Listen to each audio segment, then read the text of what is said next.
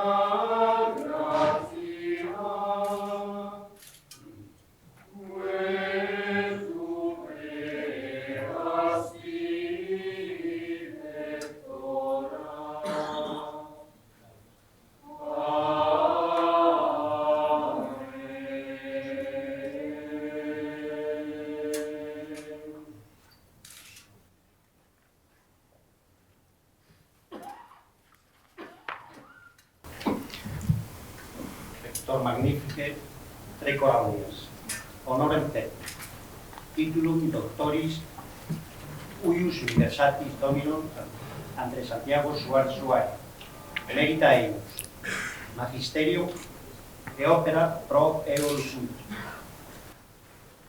Honoris causa ob amicitiam meritaque candidati quod petis habeat.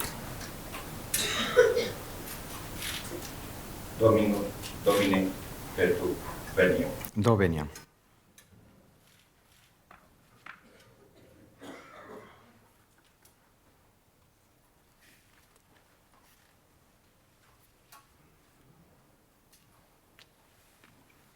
Economía, existencialismo y posmodernidad con incrustaciones autobiográficas. Mis primeras palabras. El excelentísimo señor rector de la Universidad de Santiago de Compostela, ilustrísimo señor decano de la Facultad de Ciencias Económicas y Empresariales, excelentísimos señores vicerrectores y cuantas más dignidades aquí se encontraren. Queridos amigos y compañeros, señoras y señores, hoy es para mí un día especialmente emotivo. La Universidad de Santiago de Compostela, la Universidad de Galicia por excelencia y una de las más prestigiosas de España y Europa, me ha honrado concediéndome la dignidad de doctor honoris causa y ninguna otra distinción, reconocimiento o galardón podría agradarme más, una distinción que yo no cambiaría por todo el oro del mundo. Siempre se nos recordó aquello de que nadie es profeta en su tierra y la historia se ha encargado de confirmar la veracidad de esta máxima. Que a uno le quieran es lo más hermoso del mundo. Que a uno le quieran además los suyos, sus paisanos, cuando uno lleva tanto tiempo viviendo fuera de su tierra, es una maravilla. Su generosidad ha sido enorme y mi gratitud es inmensa. Gratitud que quiero expresar, en primer término, al Departamento de Economía Financiera y Contabilidad, de quienes partió la propuesta de mi nominación, a la Junta de Facultad en su conjunto, quienes no solo no vetaron la propuesta, sino que acordaron tramitarla por unanimidad. Debo mencionar aquí, como no, los nombres de José Antonio Redondo, Manuel Castro Cotón, Isabel Blanco, Justino Bastida, José Antonio Varela, Edelmira y el profesor Quiñoa, y en ellos a todos los miembros de la Junta de Facultad. Mi gratitud, por supuesto, a la Junta de Gobierno de la Universidad y muy especialmente a su rector, don Darío Villanueva, sin cuya conformidad nada hubiera sido posible. Les confieso que este importantísimo reconocimiento me reconforta y anima a seguir trabajando como creo que hice hasta ahora, para procurar estar al día en la rama del saber que yo cultivo y dárselo todo a mis alumnos sin esperar nada a cambio. La formación de buenos profesionales en el campo de la economía, la administración y las finanzas, no solo rigurosos y eficaces, conocedores de las técnicas más modernas, sino también rectos, comprensivos y honestos, ha constituido la principal razón de ser de mi propia vida. Administrar bien para que todos podamos vivir mejor. Este fue el metarrelato de mi discurrir existencial. Soy consciente de lo que todo esto significa y les prometo que he de procurar ser en todo momento un digno merecedor de la alta dignidad que acabáis de conferirme.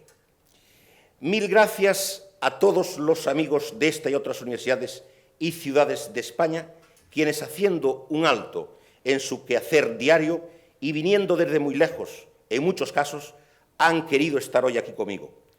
Por obvias limitaciones de tiempo, no puedo mencionar uno por uno como a mí me gustaría, pero su gesto o testimonio de amistad me honra y emociona. Son las cosas, las pequeñas cosas y a la vez grandes detalles que de verdad se agradecen y uno nunca olvida. A modo de introducción, los jóvenes que nacimos a finales de nuestra guerra civil o en plena Segunda Guerra Mundial y que alcanzamos la mayoría de edad a comienzos de los años de 1960, somos la generación del escepticismo y la esperanza. Escepticismo, miedo y tristeza por todo lo que había sucedido en pocos años antes en España y en el mundo, según nos enseñaban en la escuela y nos contaban nuestros mayores. Esperanza de que todo aquello no volviera a repetirse, de salir del oscuro túnel en que nos encontrábamos y de alcanzar algún día un mundo menos miserable. Somos la generación coetánea del desarrollo de la filosofía existencialista, una corriente filosófica creada por Kierkegaard, Heidegger y Sartre, que no comparte el optimismo sobre el destino final de la humanidad que subyace en las grandes corrientes filosóficas anteriores, desde la Ilustración hasta la aparición del positivismo y del marxismo.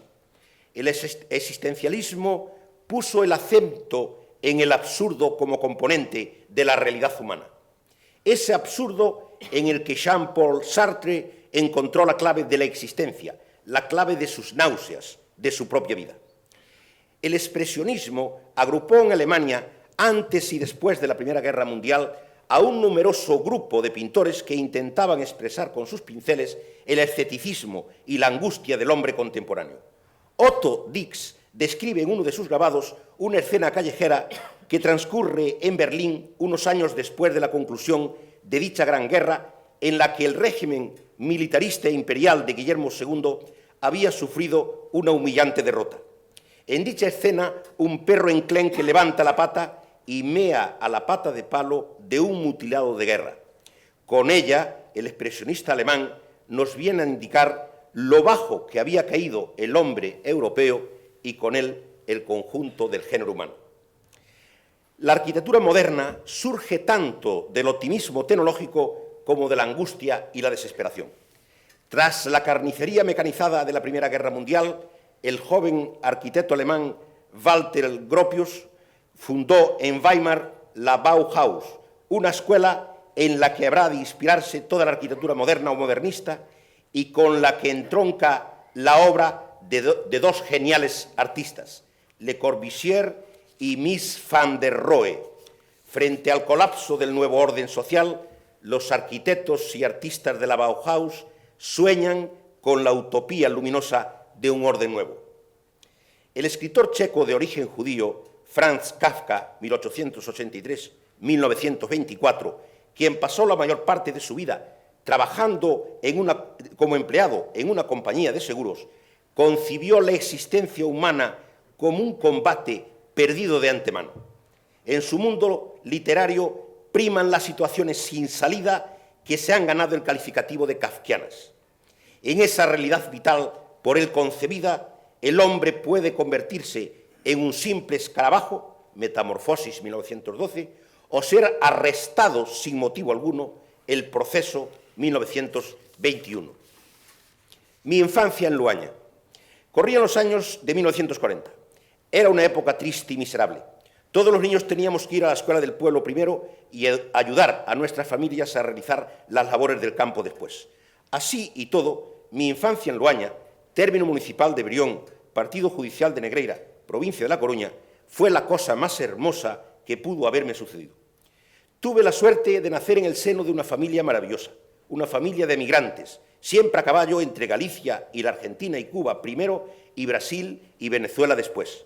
Mis padres y abuelos me educaron en el amor al trabajo y al saber, en el respeto a los demás, en la disciplina, la honradez y la generosidad.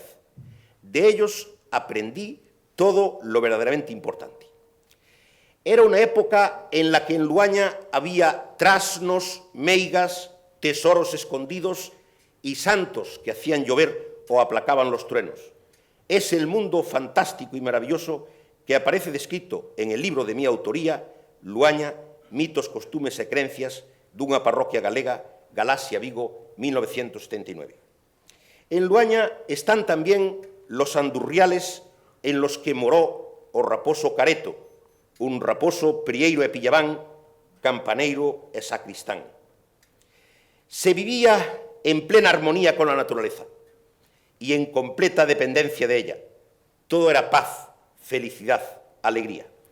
El verdadero problema, la angustia existencial, comenzó en el momento en que dejé de ser niño y comencé a pensar, al igual que la mayor parte de los jóvenes de mi edad, qué hacer con mi vida, cómo encarar el futuro.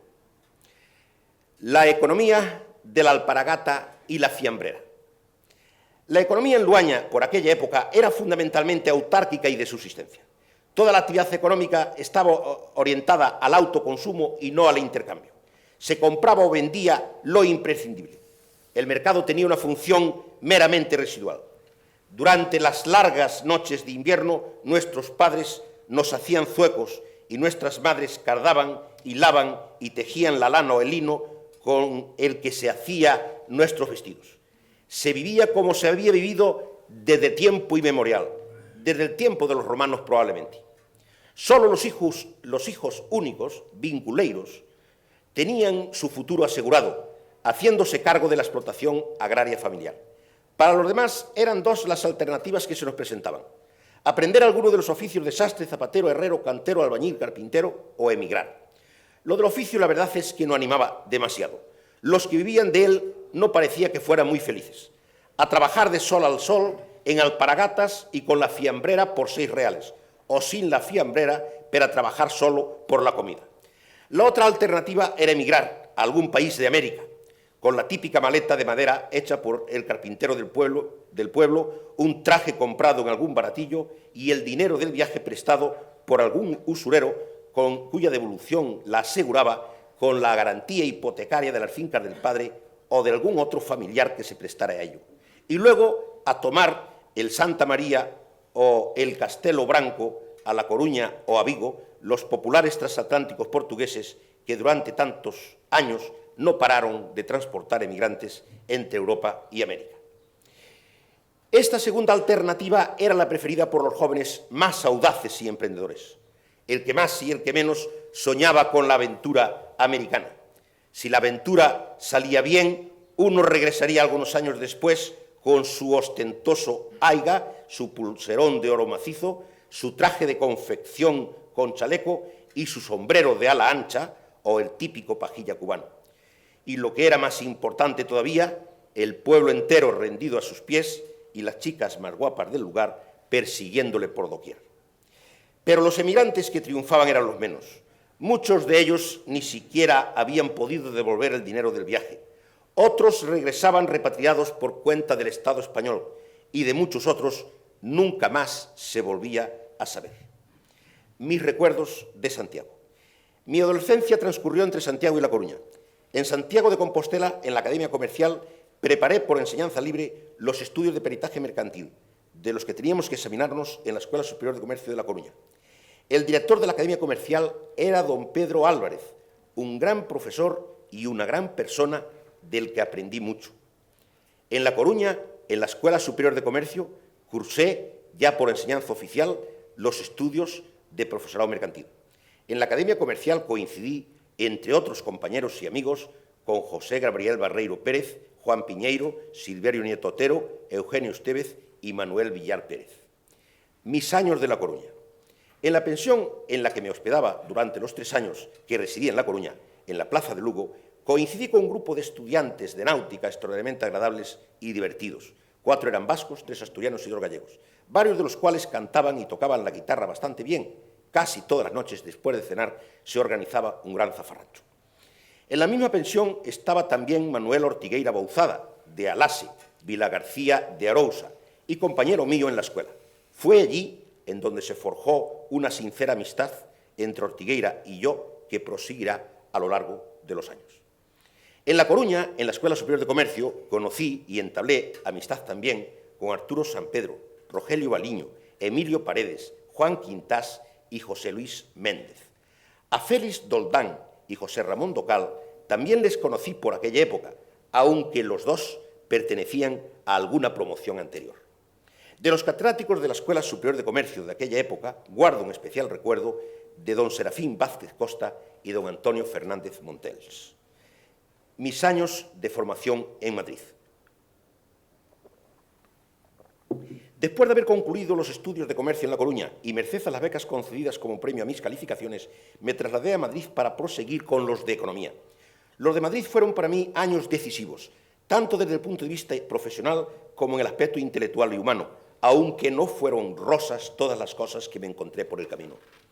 Tener una beca como yo para cursar estudios superiores era una gran suerte, pero para poder llegar a fin de mes con el dinero de la beca había que hacer juegos malabares. Para ahorrar costes de transporte, lo primero que había que hacer era instalarse en alguna de las pensiones baratas de los alrededores del viejo caserón de San Bernardo, en el que por aquel entonces se ubicaba la única facultad de economía existente en la ciudad, la primera creada en España y una de las 3, junto con Barcelona y Bilbao, existentes en el país por aquel entonces. Eran pensiones de mala muerte, en las que convivíamos armoniosamente los estudiantes con las prostitutas, carteristas y demás gentes de mal vivir. Pensiones sin calefacción y sin baño, y con el teléfono pechado con un candado para ahorrar gastos. Cada vez que uno quería hablar por teléfono, tenía que pedir permiso y pagar 2 reales. En las habitaciones había un lavabo en el que uno podía asearse las manos y la cara. Para bañarse o darse una ducha, como es debido, lo suyo era acudir a alguna de las casas de baños públicos. Por 6 reales le dejaban a uno listo para toda la semana. Solo recibí en esas lúgubres pensiones 2 cursos, que no fue poco. En cuanto pude me fui a un colegio mayor, en donde las condiciones materiales eran muy superiores y el ambiente intelectual mucho más gratificante. En el Colegio Mayor Pío XII, fundado por el cardenal Herrera Oria, me encontré con un ambiente intelectual y humano excepcional.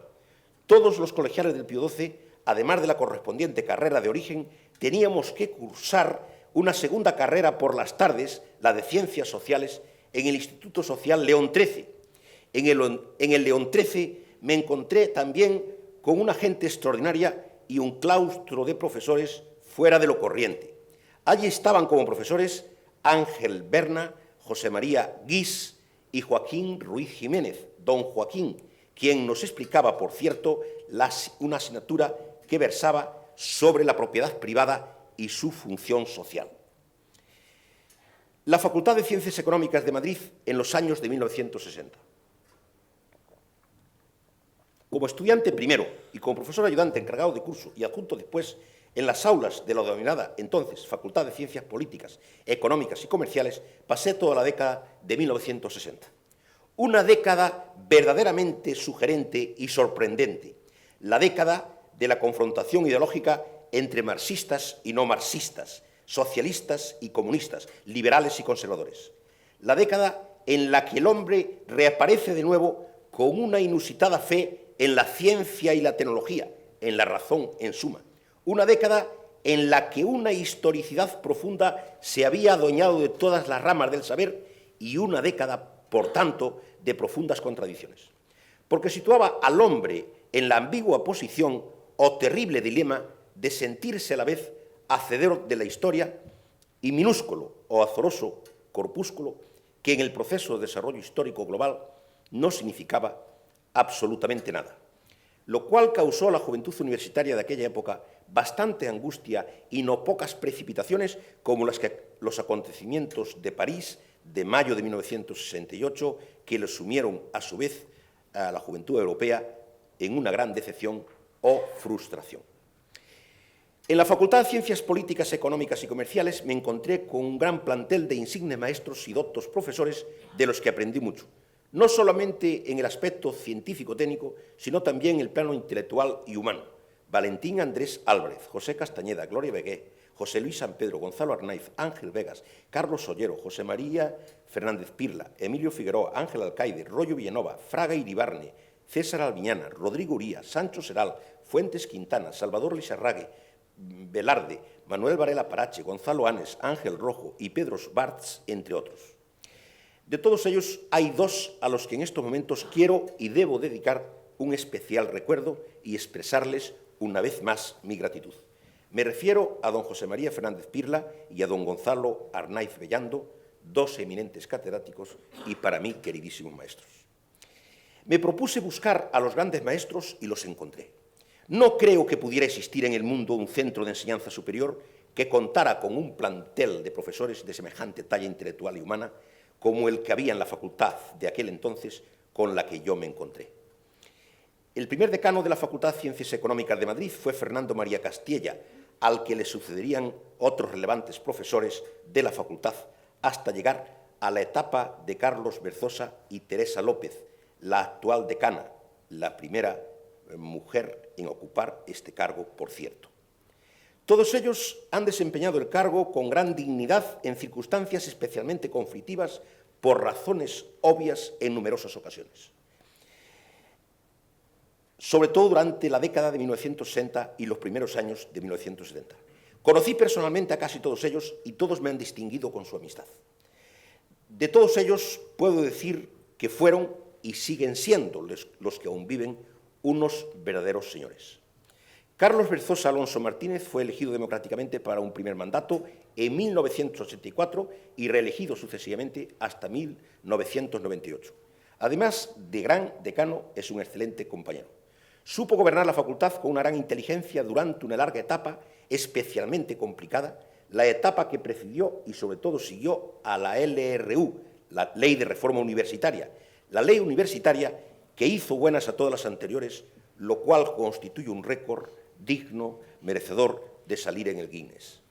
A pesar de ella, nuestra universidad sigue viva y funciona, merced a la sensatez de sus profesores y alumnos y, sobre todo, al espíritu de sacrificio de las personas que han tenido que desempeñar cargos de responsabilidad universitaria durante esa época, por su paciencia y por su espíritu de sacrificio en favor de toda la comunidad universitaria, así como a los rectores, decanos y rectores que durante esta larga y conflictiva etapa han sabido y siguen sabiendo estar en el puente de mando de la Universidad Complutense, quiero rendirle desde aquí mi homenaje y expresarles mi gratitud y reconocimiento.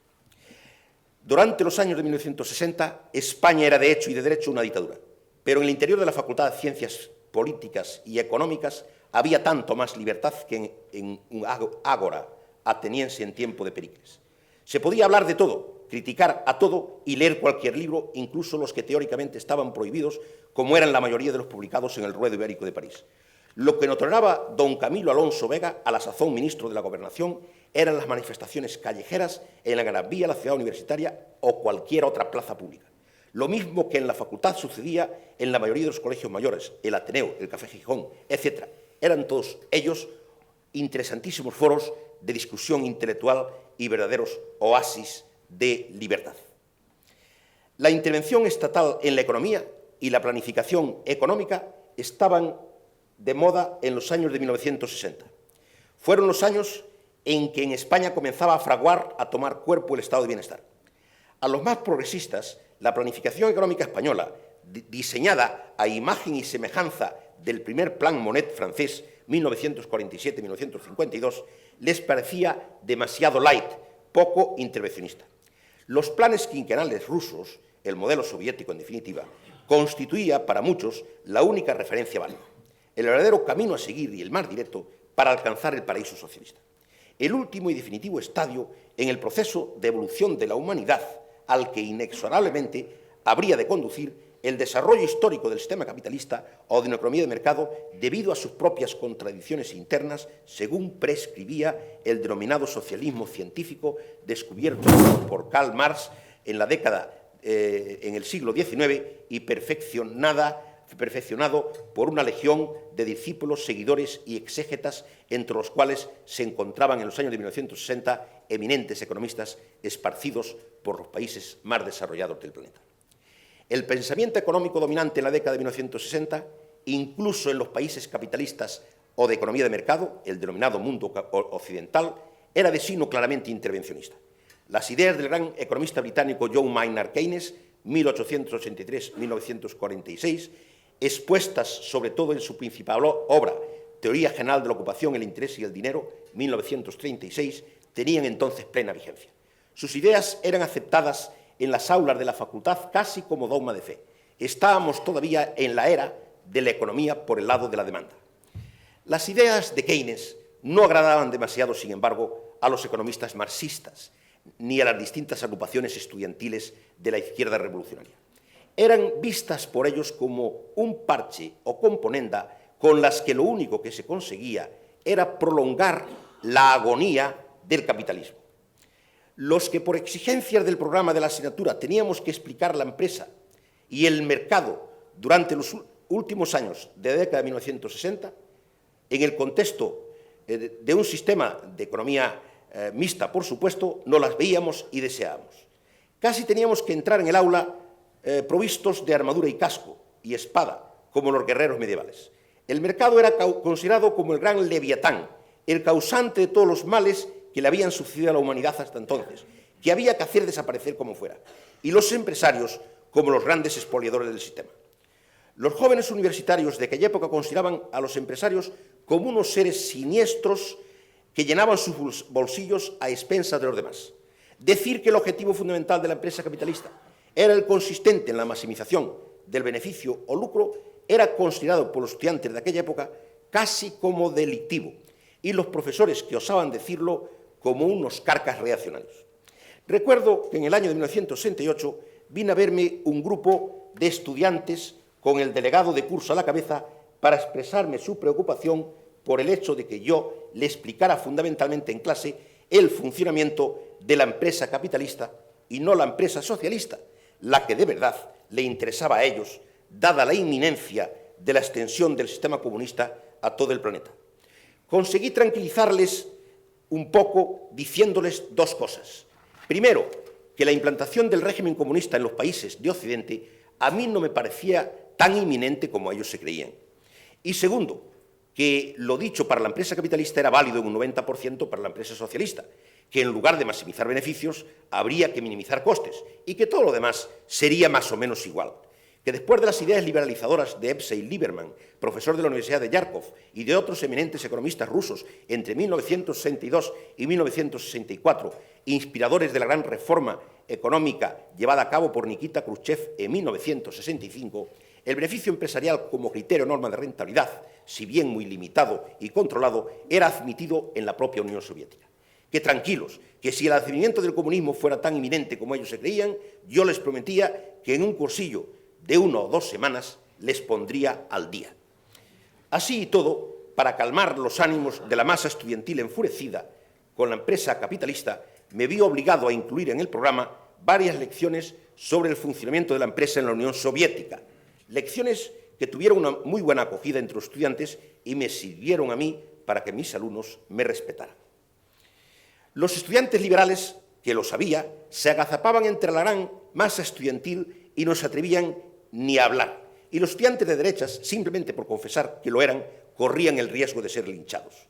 Algunos de los estudiantes liberales, inteligentes y brillantes, eran ya entonces, y lo siguen siendo hoy día, muy buenos amigos míos. Tuve claro, desde muy joven, que la libertad era el valor social más fundamental, el bien más precioso, e hice mía, desde muy joven, la famosa sentencia de Indalecio Prieto, el ministro de Hacienda de la Segunda República: soy socialista a fuer de ser liberal. A los liberales yo les animaba a que participaran en las discusiones, los debates y coloquios de clase, para que no fueran monopolizados por los estudiantes de ultraizquierda, que defendieran sus ideas sin miedo ni complejos, pero ni así. Mi etapa de posgraduado.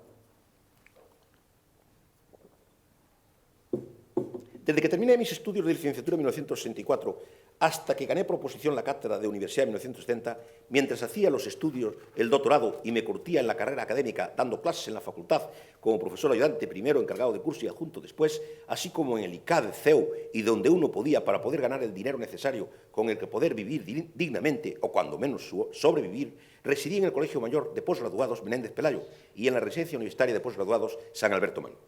Esta etapa fue para mí sumamente enriquecedora desde el punto de vista intelectual y humano, no solo porque me permitió profundizar en mis principales áreas de especialización en el campo de la economía y la administración de empresas, sino también porque en las instituciones por las que pasé como profesor y en las que residí pude conocer y forjar lazos de amistad con jóvenes profesores e investigadores de las más variadas procedencias, desde la filosofía y la teología hasta la física y la biología, pasando por la ciencia jurídica, la historia, la literatura, la lingüística o la medicina.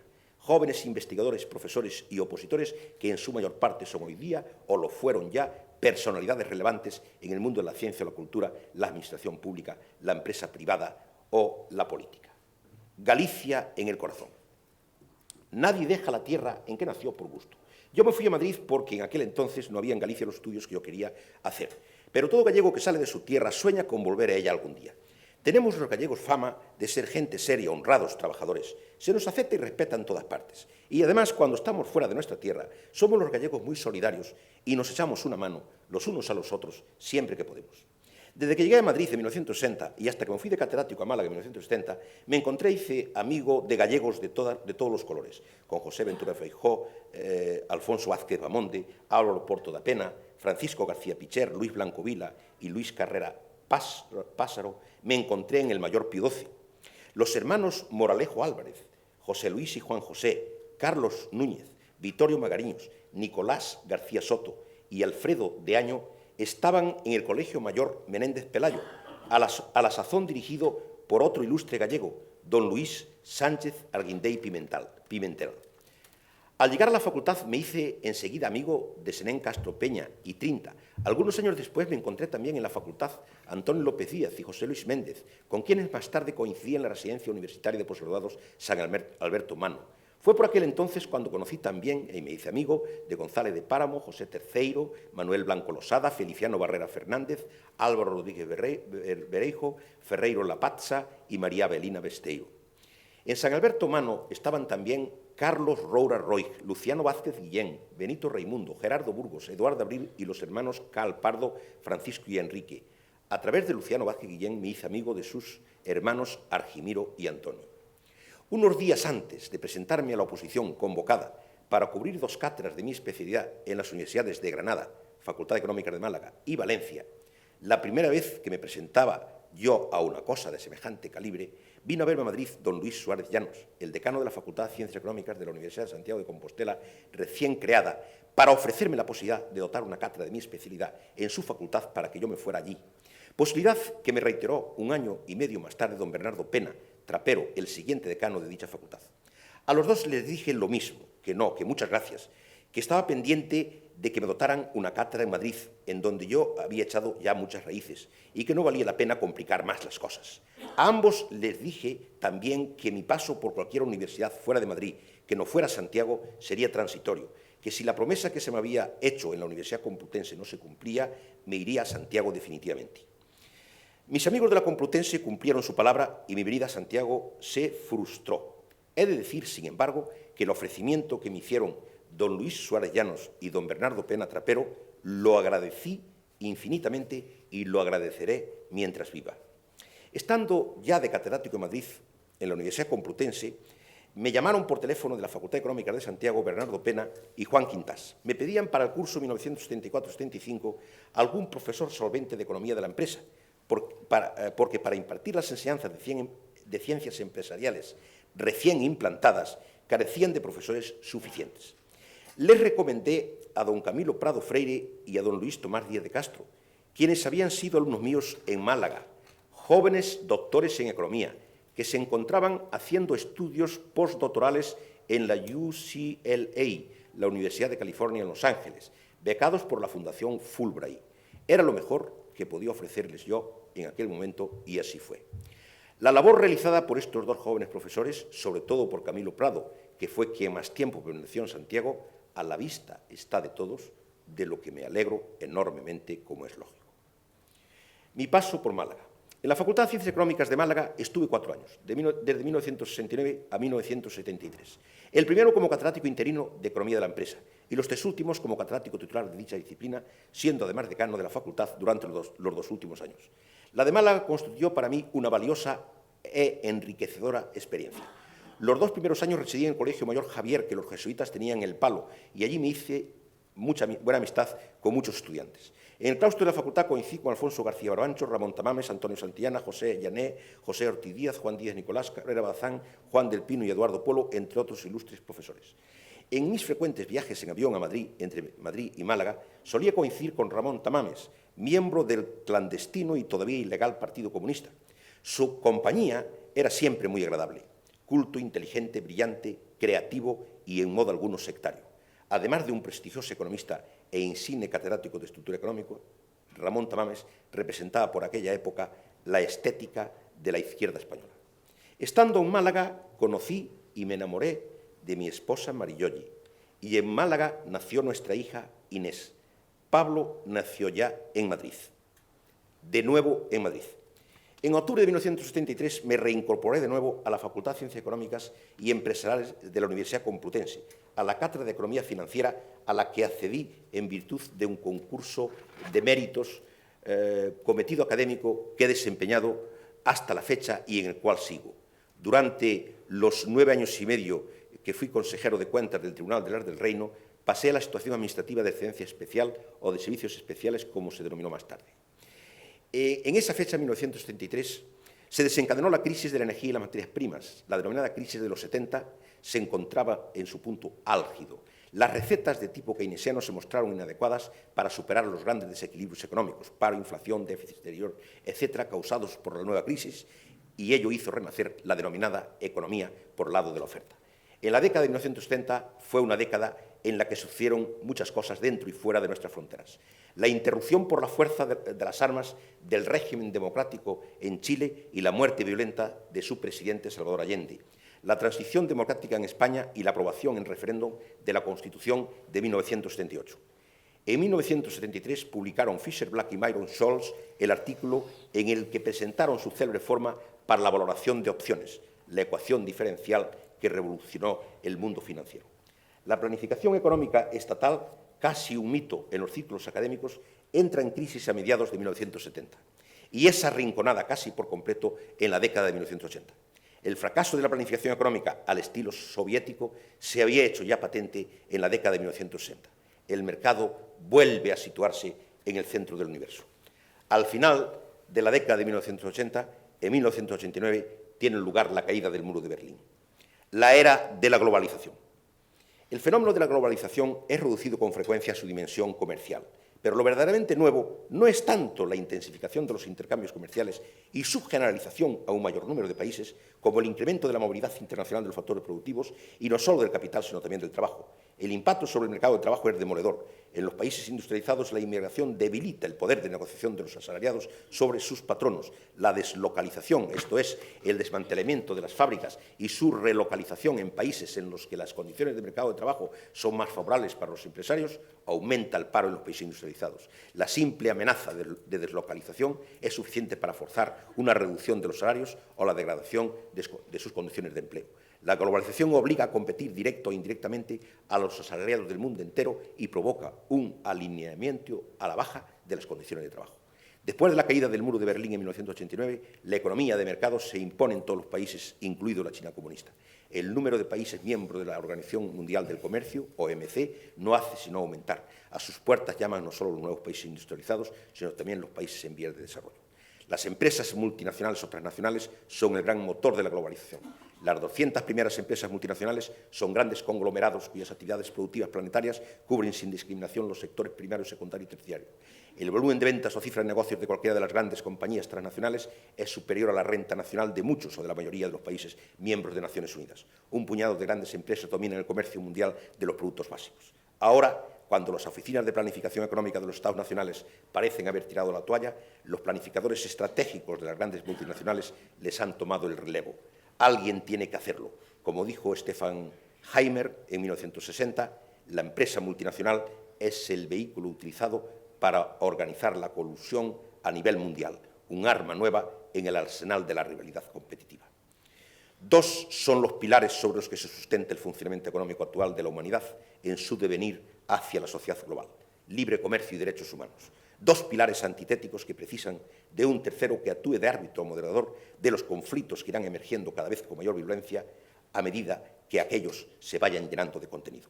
Este tercer pilar no es otro que la existencia de un Estado mundial cuya configuración se encuentra en sus inicios y cuya plasmación es hoy por hoy todavía utópica. Pero si la economía se globaliza, la política habrá de globalizarse también.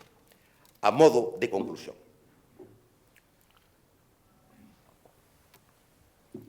con la posmodernidad, el mercado, la economía de mercado y el economicismo en general se sitúan en el centro del universo para ocupar un espacio con el que nunca soñaron sus más entusiastas defensores. Un espacio que alcanza todo el planeta Tierra y en el empeño se está de extenderlo a otros planetas. La teoría económica se ha convertido en una teoría general de la acción humana, en una teoría general de la sociedad. Todo se mira bajo el filtro del competitivo principio de la cuenta pérdidas y ganancias, de si es o no un buen negocio, lo cual constituye la más genuina expresión de la perversión materialista de la sociedad actual. Estamos asistiendo al gran banquete de los bienes y recursos naturales más preciados, renovables y no renovables, que la madre naturaleza nos ha regalado.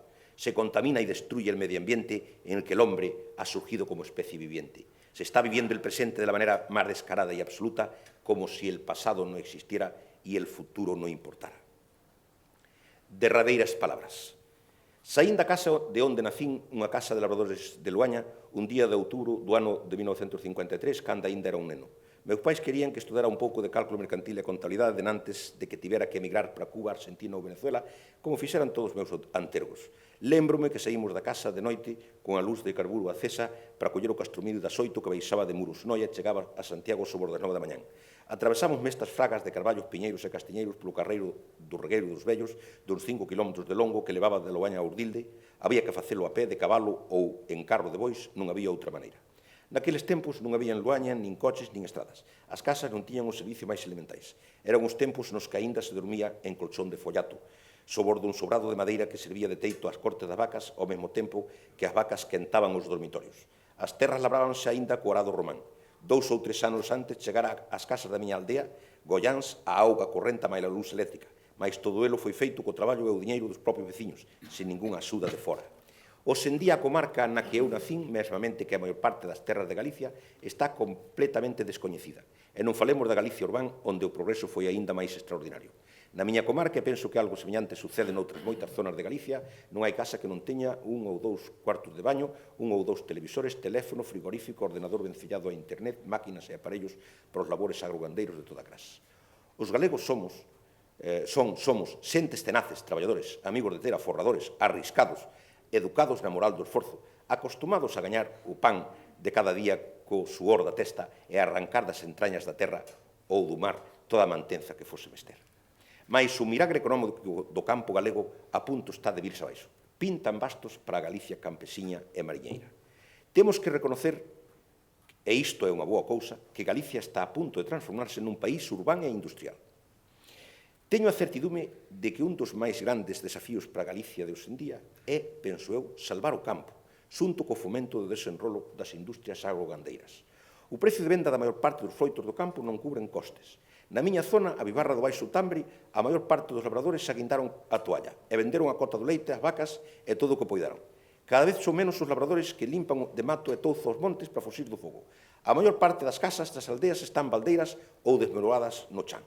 E agora, como remate de todo elo, chega a Galicia a doenza das vacas tolas e ameaza con vir tamén o gripo.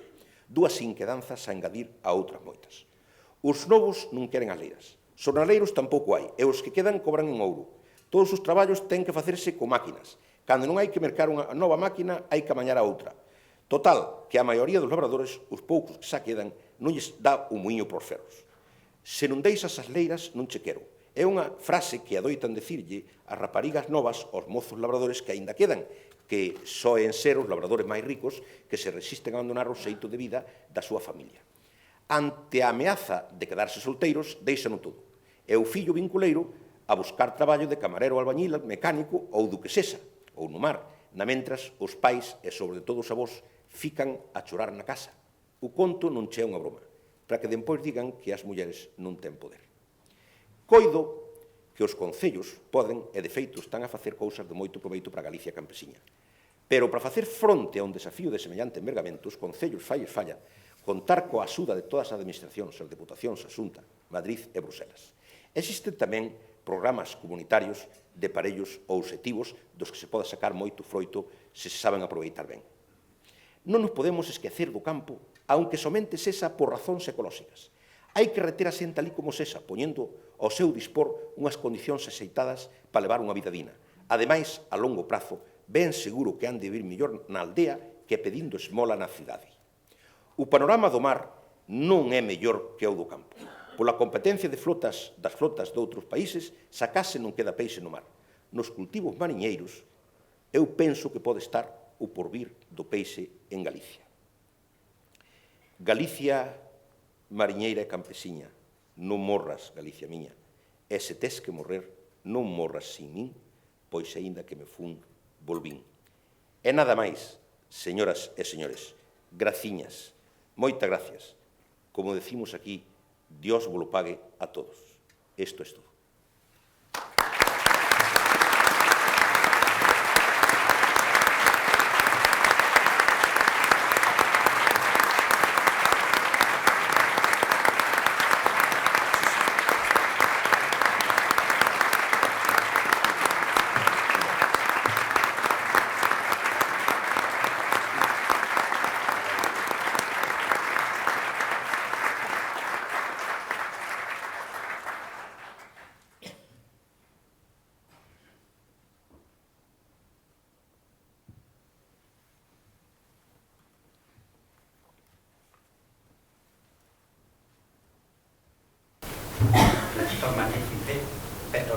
Do venia.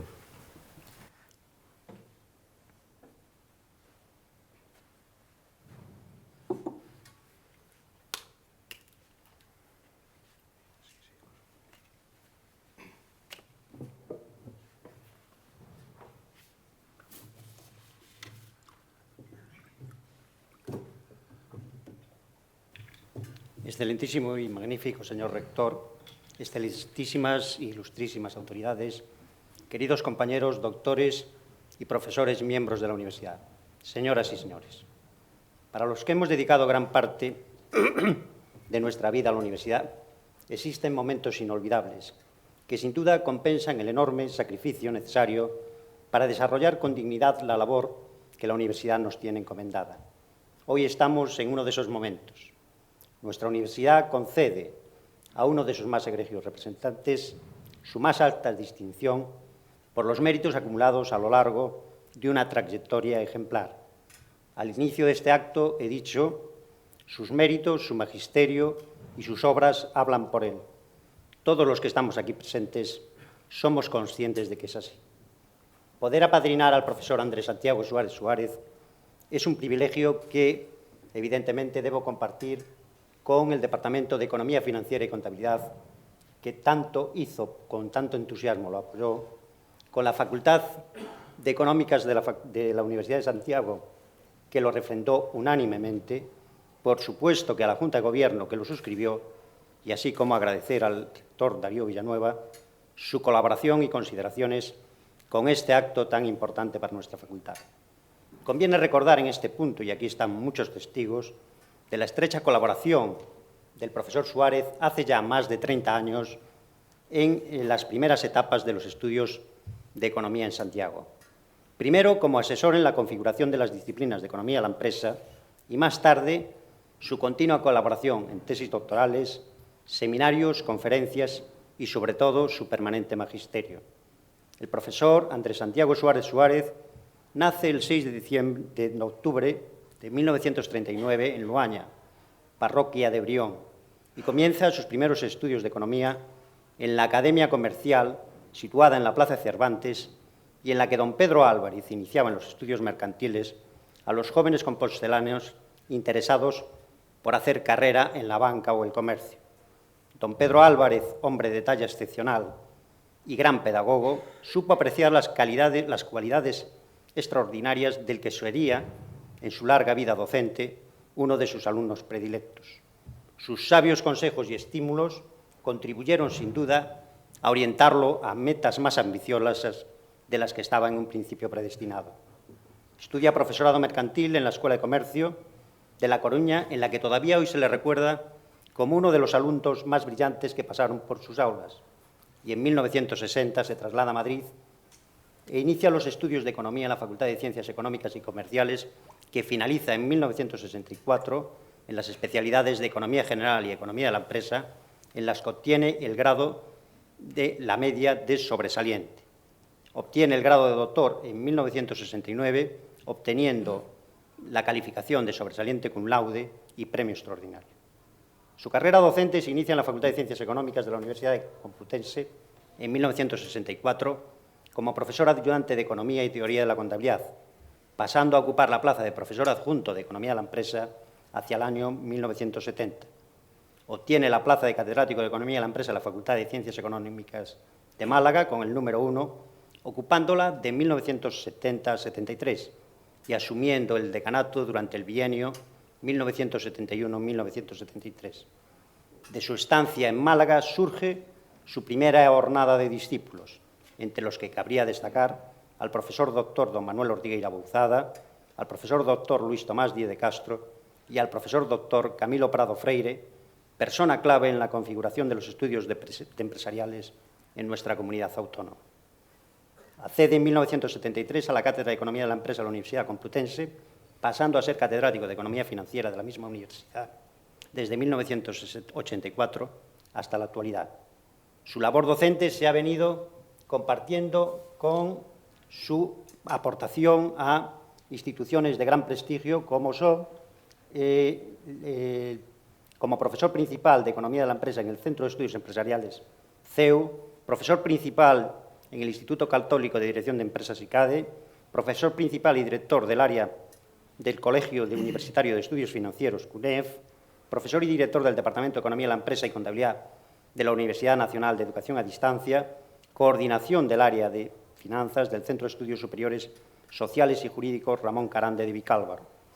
Su portentosa capacidad pedagógica, la meticulosidad en la preparación de sus lecciones y conferencias, unido a una oratoria cuidada y comprometida, que no ha decaído a lo largo de toda su trayectoria, es recordada por todos sus alumnos que han tenido el privilegio de disfrutarlo como profesor.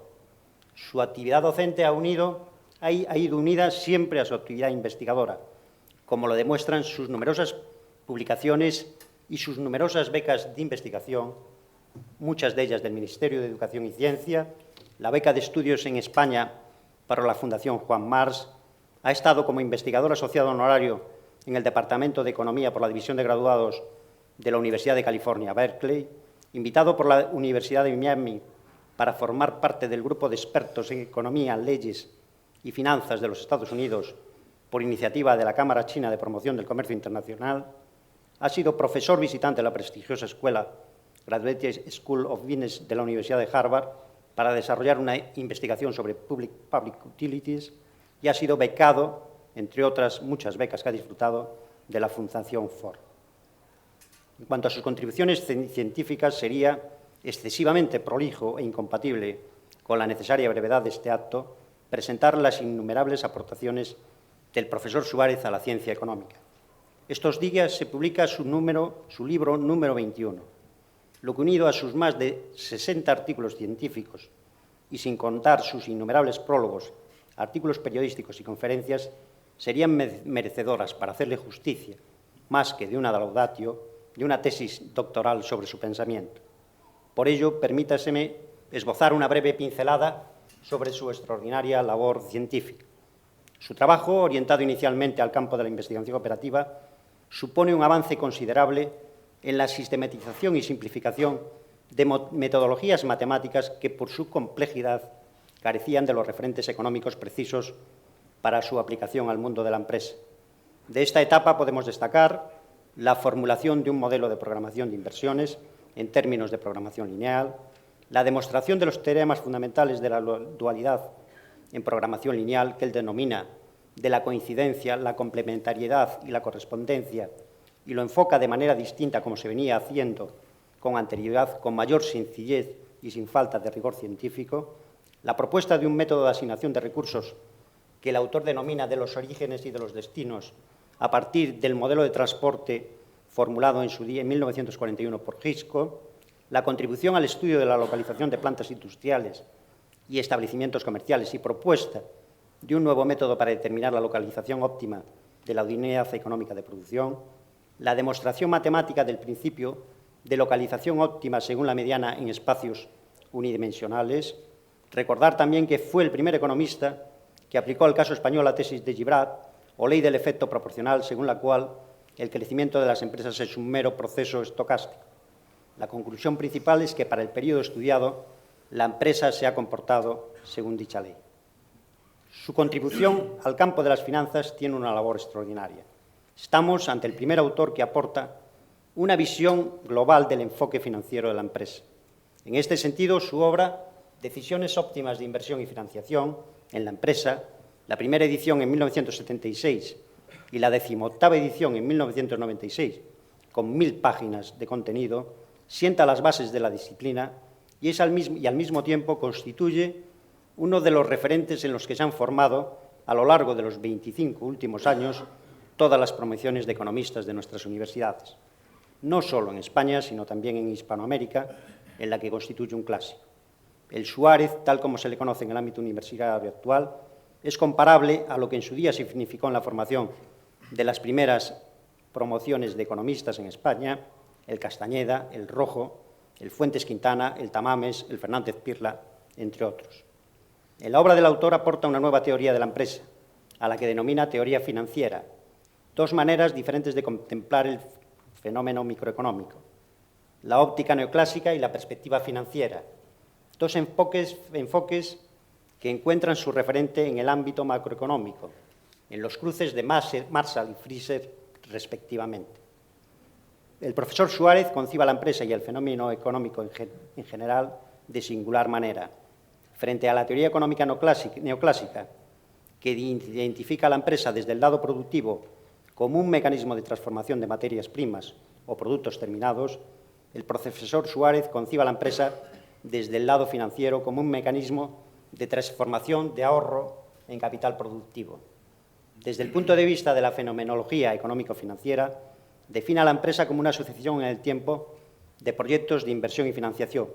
Para que la empresa pueda sobrevivir y, en su caso, crecer, la tasa de retorno o tipo de rendimiento interno de las inversiones realizadas ha de ser superior al coste medio ponderado de los recursos financieros utilizados en su financiación.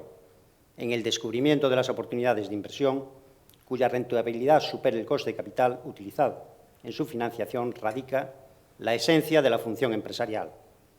En los conceptos tipo de rendimiento interno y coste de capital se hallan resumidos, siguiendo al profesor Suárez, todos los teoremas y aspectos fundamentales de la moderna administración de empresas. Ellos son dos de los tres grandes compuertas que regulan el caudal de la actividad económica nacional. La otra está en el tipo de cambio de la divisa nacional. La empresa es, en palabras del profesor Suárez, una inversión agregada y organizada. Agregada porque la empresa no es sino la estela que deja el solapamiento temporal de varios proyectos de inversión en marcha, y organizada porque este conjunto de inversiones no es un simple conglomerado o amontonamiento. Pero además la empresa, según sostiene en su obra Curso de Economía de la Empresa, es un sistema de coordinación central, una unidad de dirección o de planificación. Su labor como consejero del Tribunal de Cuentas ha servido también para enriquecer con importantísimas aportaciones el campo de la auditoría y control del sector público. Durante los 9 años que permaneció en el Tribunal de Cuentas, publicó numerosas monografías y artículos que merecieron el reconocimiento nacional e internacional, sobre todo en lo que atañe al control de la eficiencia, eficacia y economía, el significado económico de los conceptos y el alcance que a los mismos debería dárselo en los trabajos de fiscalización o auditoría pública. En su trabajo sobre reflexiones sobre la deuda pública y su control, ponencia presentada en el Encuentro Internacional de Entidades Fiscalizadoras Superiores, organizado conjuntamente por el Tribunal de Cuentas de España y la Universidad Internacional Menéndez Pelayo, el profesor Suárez muestra su desacuerdo con el teorema de la equivalencia formulada por David Ricardo a principios del siglo XIX y reelaborado modernamente, según el cual, en determinadas condiciones, la sustitución de impuestos por deuda en la financiación del gasto público no altera la riqueza total neta percibida por la colectividad. El profesor Suárez considera que el endeudamiento es la droga dura del estado de bienestar. De su etapa de Tribunal de Cuentas también es importantísimo el trabajo sobre el atraso económico de los pueblos, en el que identifica el sistema de la economía caciquil. Dice el profesor Suárez, no es la economía caciquil, según un modelo ideal de organización económica, ni tampoco es la economía caciquil una economía de progreso. Frente a la arbitrariedad de la economía caciquil, fiel aliada de la oligarquía financiera y del poder político, aboga el profesor Suárez por la fría racionalidad de las leyes de mercado y la eficiencia del sector público, los dos únicos mecanismos capaces de hacer saltar los resortes caciquiles que atenazan a los pueblos y regiones subdesarrolladas. Su incesante labor en el campo financiero se ha completado recientemente con la excelente propuesta de un indicador de cohesión estructural, trabajo presentado en la revista Análisis Financiero en 1998. Mediante dicho indicador, que el autor denomina de cohesión estructural o estabilidad coyuntural, se puede determinar el tramo de ventas, esto es, el intervalo de su cuota de mercado que le garantiza a la empresa una fuerte cohesión estructural o sólida estabilidad, zona de abrigo, una estabilidad frágil, zona de peligro, o cuando se encuentra al borde del abismo. En un régimen económico de libre empresa o sistema de economía de mercado, concluye el profesor Suárez, solo puede existir una cierta estabilidad económica cuando la demanda tiende a crecer de manera ilimitada o los costes fijos de las unidades económicas de producción tienden a cero. Su labor a lo largo de los últimos, sobre sus más de 40 años de trabajos, tiene aportaciones de extraordinaria importancia científica. Su propuesta sobre una nueva escuela o filosofía organizativa que él denomina ecoorganización, la identificación, justificación y propuesta de la teoría de las burocracias rasantes, según la cual las relaciones estructurales de autoridad en lo que el ejercicio diario de la gestión se refiere se establecen por fuera y en las que quien manda es el cliente o usuario del servicio público. En estos trabajos, el profesor se nos revela como un pensador profundo, crítico y socialmente comprometido, lo que sin duda constituye una de las constantes más reconocidas de su labor y que lo catalogan como uno de los grandes eruditos del pensamiento económico. En su discurso de investidura como doctor honoris causa por la Universidad de Sevilla, mantiene una postura inequívoca sobre su planteamiento vital. Una instrumentación profunda ha penetrado en el corazón de todas las cosas, dice el profesor Suárez. Nada ni nadie vale nada si no es en función de la utilidad que pueden tener para otros. Frente a la desesperada sentencia del semiólogo italiano Umberto Eco, significo algo para los demás, luego no existo, el profesor Suárez sostiene con igual grado de desesperación la tesis contraria. No significo nada para los demás, luego no existe. Como también resulta clara y comprometida su visión sobre la sociedad. En un orden social en que se proteja la propiedad privada y premie el mérito personal, el ejercicio de la libertad individual conduce normalmente a desigualdades e injusticias, a que unos hombres sojuzguen a otros o los exploten, y lo que es fuente de enfrentamientos personales y conflictos sociales por doquier. Conflictos que, cuando rebasan determinados límites, hacen imposible el ejercicio de la libertad. De ahí la importancia social del ideal de la igualdad, o al menos de una cierta igualdad que haga factible una convivencia civilizada y en paz. Y de ahí también la importancia de la presencia del Estado para garantizar el imperio de la ley y corregir las desigualdades que el mercado crea y las mantenga dentro de unos límites socialmente tolerables. Una sociedad en la que no exista relación entre esfuerzo y recompensa, advierte el profesor Suárez, es una sociedad sin norte o a la deriva. Si bien en su libro Economía de la pobreza o la pobreza de la economía, sobre los sin techo y desheredados del mundo, proclama que no solo de mercado vive el hombre. Para que en una sociedad pueda haber progreso y una cierta armonía social, además de la fría racionalidad de las leyes económicas de mercado y de la eficiente administración de los recursos puestos a disposición por parte de las instituciones públicas, se necesita también amor y una cierta justicia social. Este debate se abre en su obra más reciente, Nueva Economía y Nueva Sociedad, de la primavera de este año, que es fruto de sus reflexiones durante la última década en su condición de profesor, investigador y conferenciante. En una sociedad en la que se ha idealizado a los másteres del universo, que reinan en los parques del medio mundo, acelerados por la cibernética y atraídos por el lujo de una hoguera de vanidades que corre el riesgo de incinerarnos a todos, la economía no se puede reducir a la realidad virtual de una pantalla de ordenador, a que una empresa sea solo un mero apunte que parpadea en una terminal. Como advierte Suárez, hay valores como la paz, la libertad y la justicia, entre otros muchos, que no se pueden reducir a valores monetarios. Una cosa son los intereses individuales a los que se puede dar respuesta a través de transacciones de mercado, y otra cosa bien distinta son los intereses colectivos cuya respuesta requiere la presencia de instituciones diferentes de las del mercado. Reivindica para la economía su carácter de ciencia social y para el economista su condición de arquitecto social. Detesto, señala el profesor Suárez, la visión reduccionista que concibe la economía como una ciencia cuya única finalidad es la de explicar y elevar a categoría moral las bajas pasiones y los instintos menos nobles de la condición humana. Sin valores morales y normas legales que los hagan factibles, no hay cooperación posible. La exacerbación del individualismo destruye todo vínculo comunitario. No podíamos olvidarnos, por último, de su obra literaria, de su ejercicio de galleguidad, de su amor a la tierra que le vio nacer. Luaña, Arregueifa o Raposo Careto constituyen una buena muestra del talento literario de un hombre profundamente comprometido con su tierra. Las obras citadas son una muestra de la fina ironía con que aborda los mitos y supersticiones arraigadas en el sentir popular, eso sí, dentro del más profundo respeto a las costumbres y tradiciones. De estas obras, y ya para finalizar mi laudatio, quisiera leerles la dedicatoria que hay en la obra Luaña. Para retranca do Catuxo, en representación de todos os marxinados, asoballados e abofallados por unha sociedade onde o estético ten máis importancia que o ético. Para todos aqueles que, como retranca do Catuxo, atopan máis amor e axuda na cabra que na propia sociedade. Para todos aqueles tamén que acoden a maxia para conquerir o consolo que a sociedade non lles puido ou quixo dar.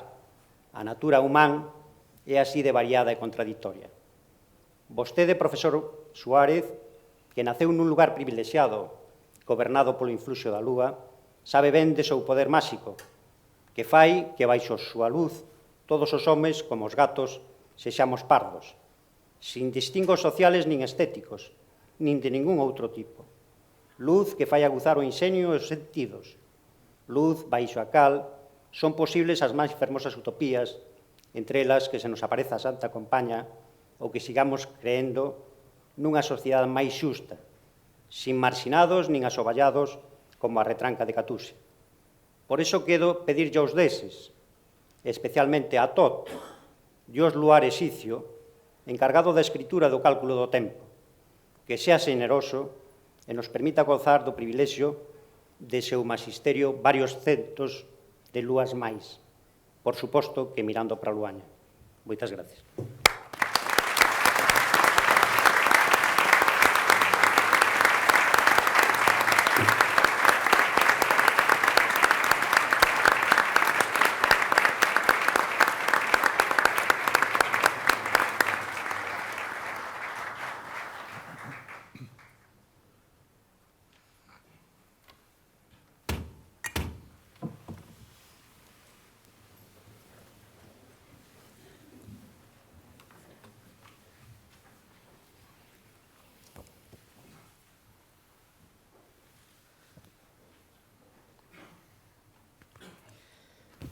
Autoritate igitur mi conquesa legibus regni, tibi domino Andrés Santiago Suárez Suárez, confero gradum doctoris honoris causa in economia, et conmito praeclaro domino José Antonio Redondo, patrono tuo, ut te insignibus doctoralibus decoret.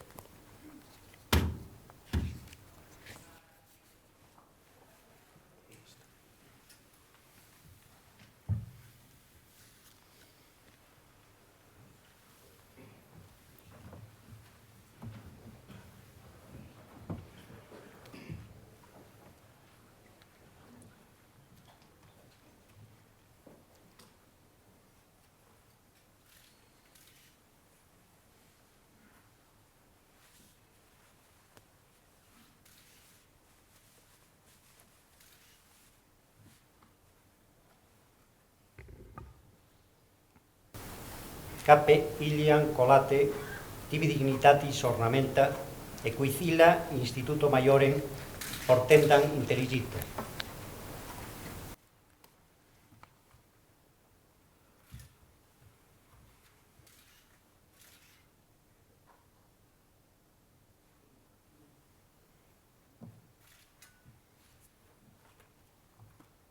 Ilius hic liberales tibi sit bello laureum coronamentum quo donavantur post certamen victores.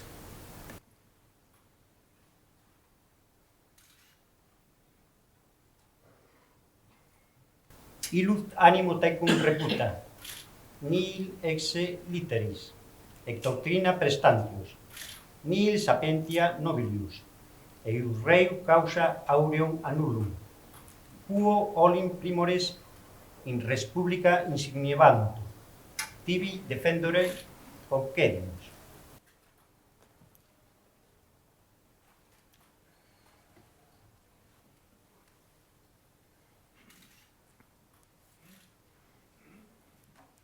Librum e facultatis nostrae studia pertinente, clausum e reserato, concedimus eumque sinelesque exedito scolae loco explicandi, interpretandique tibi ius esse escrito.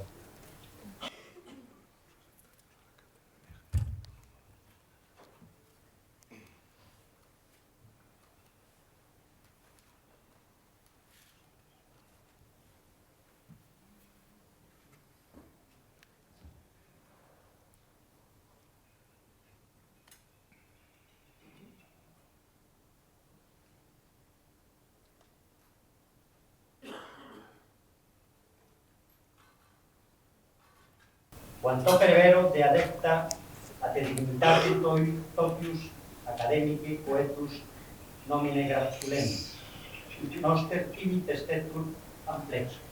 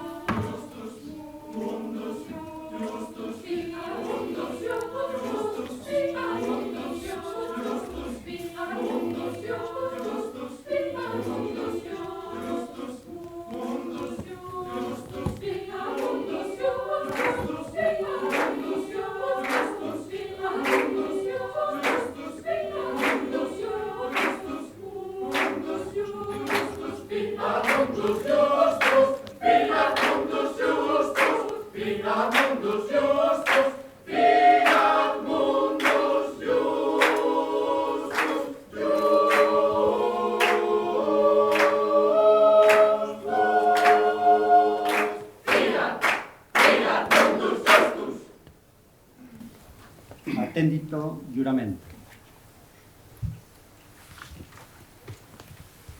Juras ad implere quae secuntur. Semper ubicunque fueris jura privilegia et honorem uius universitatis eiusque doctorem conservare. Favorem et prudentem consilium praestare quotens fuere requisitus. Et eam eiusque doctores ab omni calumnia verbo et opere defendere. Sic juro et sic volo. Egregie vir, Domine Andrés Santiago Suárez Suárez, te admito et incorporo in collegium doctorum Universitatis Compostelae cum omnibus honoribus libertatibus exemptionibus et privilegis quibus gaudent et possum gaudere ali similes doctores in Compostelano studio et ubicunque terrarum in orbe, et titulus huius admissionis et incorporationis tibi confero.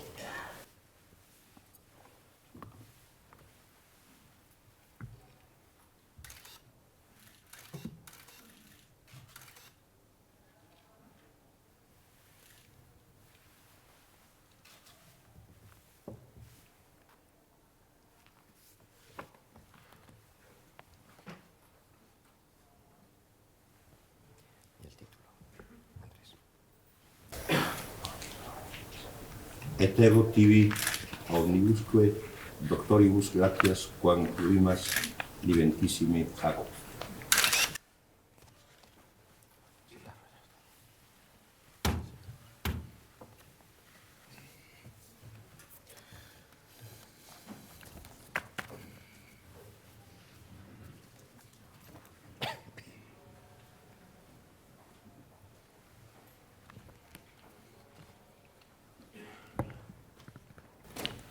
Excelentísimo señor presidente do Consello Social da Universidade, ilustrísimo señor alcalde de Santiago de Compostela, excelentísimas e ilustrísimas autoridades, claustro da Universidade, señoras e señores. Desde o curso académico 1993-1994 ata o presente, que está a piques de rematar, foron 24 os doutores honoris causa polas distintas facultades e centros da nosa universidade investidos nun solemne acto como o que agora conclúe. Foron outros tantos distinguidos persoeiros das ciencias, as artes, a política e a academia os que recibiron a máxima distinción académica que a nosa alma mater concede. Procedían de diversos países de Europa, América e Asia e as súas nacionalidades eran moi variadas, así como as súas respectivas disciplinas. Andrés Santiago Suárez Suárez, de quen o seu padriño, o doutor don José Antonio Redondo, acaba de trazar un cumprido relatorio de méritos, é un dos 3 galegos incluídos neste ilustre elenco, despois do polígrafo Filgueira Valverde e o poeta José Ángel Valente, os que a nosa universidade sempre lembrará. Igualmente, o noso doutor honoris causa de hoxe é o terceiro economista que se incorpora ao noso cadro doutoral honorífico, logo de Edmond Malinfo e Enrique Fuentes Quintana, para ratificar, xunto co seu carácter profundamente universitario e polo mesmo universal, o recoñecemento que a Universidade Decana de Galicia outorga sen reservas a aqueles fillos da terra recoñecidos nacional e internacionalmente como figuras senlleiras da ciencia e a cátedra. Entre os actos que acompañaron en 1992 a celebración do 25º aniversario da creación da nosa Facultade de Ciencias Económicas e Empresariais, contouse cunha conferencia do doutor Suárez Suárez, logo publicada no primeiro volumen da nosa Revista Galega de Economía, conferencia á que me vou a referir máis adiante. Foi en efecto en outubro de 1967 cando a Universidade de Santiago de Compostela puido contar cun centro destas características. Non existían ata entón en toda España máis que as facultades de Madrid, Barcelona e Bilbao. Aquel avance, polo que se ampliaba o marco histórico das 5 facultades clásicas de Dereito, Medicina, Farmacia, Ciencias e Letras, representou un paso que non me recato en calificar de decisivo no proceso de modernización académica, científica, pero tamén política e institucional da Minerva compostelana. Hoxe en día, cando abiscamos xa o pasado dos estudios de economía e empresa entre nós, desde unha atalaya de case que 6 lustros, compre confirmar que a contribución do centro polo que hoxe Andrés Santiago Suárez Suárez é doutorado a Historia Contemporánea de Galicia nos eidos científico, político e social resulta altamente significativa, o que decote chegou a exixir da propia universidade a renuncia reiterada a varios dos seus profesores a prol do bo goberno da cosa pública, do desenvolvemento do sector privado e da propia sociedade civil. A traxectoria biográfica do profesor Suárez Suárez, que el mesmo acaba de recapitular fermosamente, dá conta do valeiro que Galicia tiña no que atinxe a súa oferta universitaria cando un rapaz de Luaña, nado o ano en que remataba a Guerra Civil, esgotou as posibilidades de estudiar economía que aquí se lle daban na Academia Comercial Compostelana e na Escola Superior de Comercio coruñesa. Como a él, unha morea de excelentes economistas galegos tiveron que facer os seus estudios superiores na Universidade Complutense. O propio doutorando fixo mención dos seus nomes. Algún deles retornou a Galicia para ocupar aquí postos de relevancia. Outros, polo contrario, ficaron en Madrid e entre eles Andrés Santiago Suárez Suárez, que foi tentado para incorporarse á nosa nacenta Facultade de Ciencias Económicas e Empresariais polo seu gran decano Luís Suárez Llanos, pero desde a súa cátedra de Madrid non deixou de contribuir ao desenvolvemento da súa disciplina en Compostela, onde hoxe en día, como tamén no campus de Lugo, a economía financiera ten un acreditado cultivo tanto na faceta docente como na investigadora. Na mentada conferencia de 1992, que o doutor Suárez Suárez titulou La revolución del management, afírmase que sen vós, administradores, directivos e xerentes, non poden funcionar as empresas privadas nin as administracións públicas, e esa idea é compartida por nós na medida en que intentamos aplicala desde 1994 no ámbito da nosa universidade, correspondéndolle un destacado papel neste propósito o vicerrector e catedrático xustamente de Economía Financiera e Contabilidade, doutor Castro Cotón. Porque sempre coidamos que o prestixio dunha universidade dependerá da calidade da súa docencia e da súa investigación, pero que no actual contexto estes obxectivos non poden ser acadados sen unha acaída xestión e administración dos recursos, que nunca nos cansaremos de afirmar que siguen sendo insuficientes e os últimos datos da OCDE recentemente publicados falan de que o papel relativo de España no que atinxe o financiamento das súas universidades públicas, lonxe de achegarse aos países do seu contorno xeográfico, político e cultural, está lastimosamente a perder posicións. Neste sentido, os problemas de xestión que un equipo de goberno universitario ten que afrontar non son menores que os dos directivos de grandes corporacións. Os datos falan por si mesmos. A Universidade de Santiago de Compostela atende a uns 43.000 estudiantes cun cadro de persoal formado por 2.100 profesores e 1.200 profesionais de administración e servicios. Liquida nos últimos exercicios uns 30.000 millóns de pesetas anuais, o que representa máis que a inmensa maioría das empresas radicadas en Galicia, que as súas cidades máis grandes e que cada unha das súas 4 diputacións. Por suposto que, con todo, unha universidade pública non é unha empresa, pero hoxe en día, e cada vez máis, se non adopta elementos de xestión semellantes, fundados na doutrina económica e empresarial, tanto como contrastados na práctica, irá perdendo pulo e, con toda seguridade, terá un futuro incerto. E todo iso, lonxe de representar o que desde posturas de incomprensión retardataria se califica ás veces como privatización, contribúe á rexeneración e á modernización do servicio público do ensino superior. O inmobilismo de determinadas posturas, aínda que avaladas por sólidos alicerces ideolóxicos, como demostra a aprobación anacrónico nestes momentos, e a Universidade de Santiago así o entende felizmente, como demostra a aprobación en claustro hai unha semana dun plano estratéxico para o período que vai do presente ata o ano 2010. Logo de 3 anos de traballo riguroso e participativo nun clima de amplo consenso, a nosa institución pentacentenaria ábrese ao futuro segura de si mesma da súa continuidade como a máis importante institución de ciencia e ensino superior de Galicia, facendo seu o lema coñecemento ao servicio da sociedade que acredita a súa vontade de protagonismo nos novos tempos. O doutor Suárez Suárez é unha figura recoñecida nacional e internacionalmente que nin rematou os seus estudios en Galicia nin profesou nela, pero a súa inquedanza polo país está dabondo acreditada. Xa fixen mención a algún dos seus ligames directos coa nosa Facultade de Ciencias Económicas e Empresariais, pero non quixera pasar por alto outras referencias neste sentido. O noso novo doutor non esqueceu a súa lingua nai tanto para o seu labor de publicista como para a creación ensayística e literaria. Os seus artigos de prensa, asinados baixo o pseudónimo de Xoán da Portela, así o acreditan, como tamén a Regueifa, o Raposo Careto e o volumen que publicou en 1979 sobre Luaña, mitos, costumes e crencias dunha parroquia galega. Porque Andrés Santiago Suárez Suárez, o tempo que desvela a pobreza material e a falta de futuro que abafaba a súa terra natal nos anos da súa nenez e adolescencia, lembra con emoción as potencialidades humanistas da vida rural e lamenta o despoboamento de Galicia. Tamén en galego contribuí, por certo, a obra que conmemoraba o cuarto de siglo dunha iniciativa extraordinaria para o desenvolvemento do Val de Barcala e da Bisbarra de Negreira, onde naceu.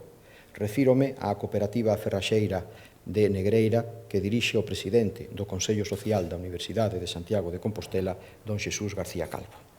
Exemplos admirables como este falan dun camiño firme onde a rendabilidade empresarial e, ao mesmo tempo, beneficio social, acomodando a liberdade do mercado aos dereitos humáns máis substantivos, nomeadamente o dereito ao traballo e o dereito ao benestar. O doutor Suárez Suárez non pecha o seu traballo intelectual no estrito ámbito da comunidade científica, senón que procura contribuir coas súas ideas aos grandes debates contemporáneos. A súa última obra, que acaba de aparecer, trata da nova economía e a nova sociedade como os grandes desafíos do século XXI.